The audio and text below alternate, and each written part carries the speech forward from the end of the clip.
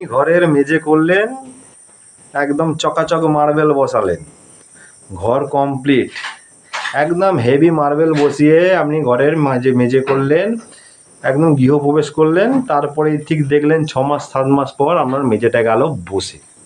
কোনখানটা বসলো?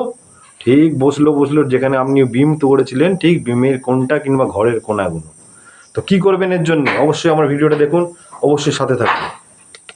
হ্যালো বন্ধুরা, কেমন আছেন? আশা করি সবাই খুব খুব খুব ভালো আছেন, আমার পরিবারের সঙ্গে যুক্ত আছেন। তো আজকে আমি যে বিষয়টা নিয়ে কথা বলবো, সেই বিষয়টা হচ্ছে ঘরের মেঝে।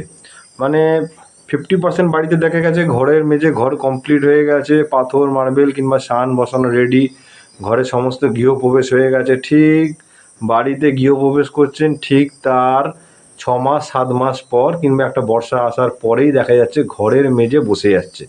কিন্তু সব জায়গায় বসছে না। ঘরের মেঝে বসছে কোনখানটা? যেখানে আপনি কলম করেছেন কিংবা যেখানে ভিত কাটা হয়েছিল, যদি গাঁথনির বাড়ি হয়, তো ভিতের গা বরাবর ঘরের মেঝেটা বসে যাচ্ছে।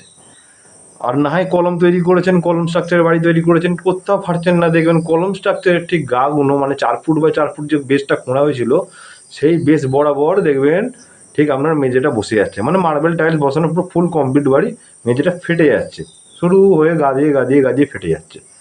তো এটা ফাটার কারণটা কি আপনাদের বলে দেবো। এই প্রসেসে যদি আপনারা সঠিক প্রসেসে করবেন, এইভাবে যদি মেঝেকে যেভাবে প্রস্তুত করতে বলবো সেইভাবে রেডি করবেন, দেখবেন আর কোনোদিন কিচ্ছু ফাটবে না মেঝে, ঘরের মেঝে কিচ্ছু হবে না। তো চলুন আগে দেখাই আপনাদের। তো দেখুন, এখানে এই যে ওয়াল বিম থেকে নিচে মাটি কাটা হচ্ছে, এই যে মাটির হাইট ওখানে ছিল এরকম, এই যে মাটির হাইট এরকম, আর এখন কেটে নিচে নামানো হচ্ছে। ফার্স্ট কথা, আপনাকে যতটা পারবেন ডিপ করে নেবেন, মানে ড্যাম্পুপ লেভেল, এটা হচ্ছে ড্যাম্পুপ লেভেল আছে। এই ড্যাম্পুপ লেভেল থেকে যতটা পারবেন আপনি, আপনার যতটা সামর্থ্য বালি টালি খাওয়ানোর মতো সেটুকু ডিপ করে নেবেন। এখানে প্রায় 6 ইঞ্চি, আরও কোনো ডিপ হবে, 7-8 ইঞ্চি এখনও ডিপ হবে। তো অবশ্যই ডিপ করে নেবেন, বালি ফেলবেন। কিন্তু বালি ফেলার আগে যেটা আপনারা গন্ডগোলটা ওইখানেই করেন, যে ডাইরেক্ট বালি ফেলে দেন। বালি ডাইরেক্ট ফেললে হবে না। যদি মাটি ব্যাপক পরিমাণে থেকে মাটি কেটে নেবেন।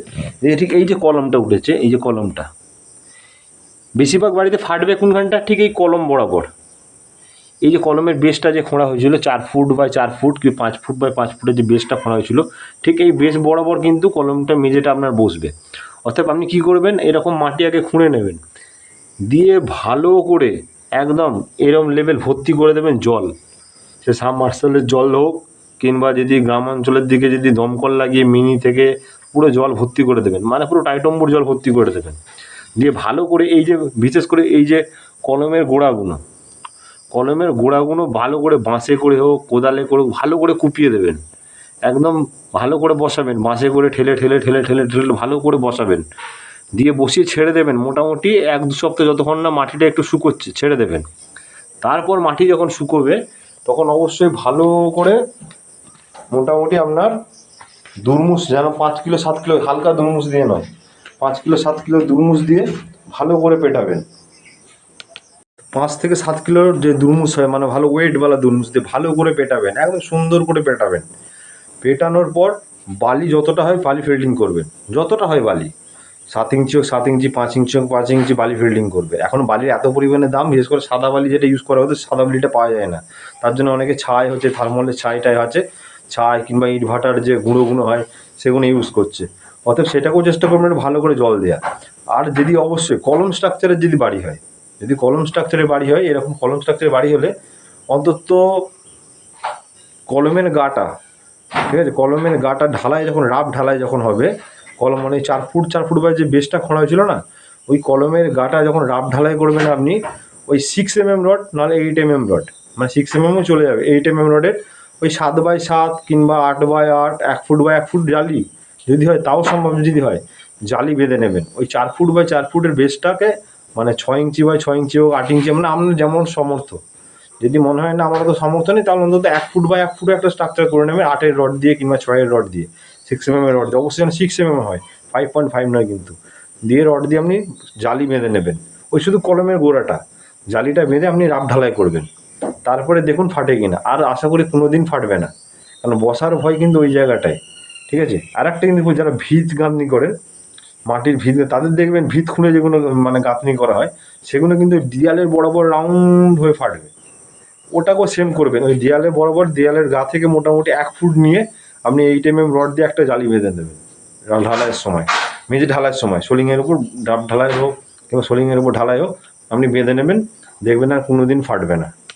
আর একটা জিনিস হচ্ছে সবচেয়ে বেটার হবে আপনি ঘর যখন আপনার ড্যাম্পু লেভেল হবে না তখনই আপনি চেষ্টা করবেন জল দিয়ে ওটাকে ভালো করে ফিল্ডিং করে দেওয়ার, তাহলে আপনার কিন্তু ঘর কোনো দিন মেঝে ফাটবে না। ওই যে মেঝে ফেটে যাচ্ছে, মেঝে কোনো দিন ফাটবে না। অতএব এইভাবে কাজ করুন। আমি যতটুকু পারি সহজ ভাষায় বোঝালাম আপনাদের। এইভাবে কাজ করুন, অবশ্যই ভালো করে জল দেবেন আর দুর্মুষ করবেন। জলের প্রচুর কাজ মেঝেতে, আপনি যদি ভালো রকম জল দেন, ভালো করে যদি মানে বাঁশে করে ঠেসে ঠেসে জল দেন ভালো করে, দেখবেন জল দেওয়ার প্রচুর কাজ। অবশ্যই জল দিয়ে ভরাট করে তারপর মেঝে করবেন। ওই শুধু বালি ফেলে দিলাম এরকম করতে যাবেন না, তাহলে কিন্তু মেঝে বসবেই, আজ নয় 2 বছর পরেও মেঝে বসবে। অতএব আপনার মূল্যবান টাইলস মার্বেলের যে মেঝেটা সেটা নষ্ট হয়ে যাবে। অতএব যদি ভালো লাগে আমার পরিবারের সঙ্গে যুক্ত থাকবেন অবশ্যই। আমি যতটুকু পারি সহজ ভাষায় বোঝানোর চেষ্টা করি, ভুল হলে ক্ষমা করে দেবেন।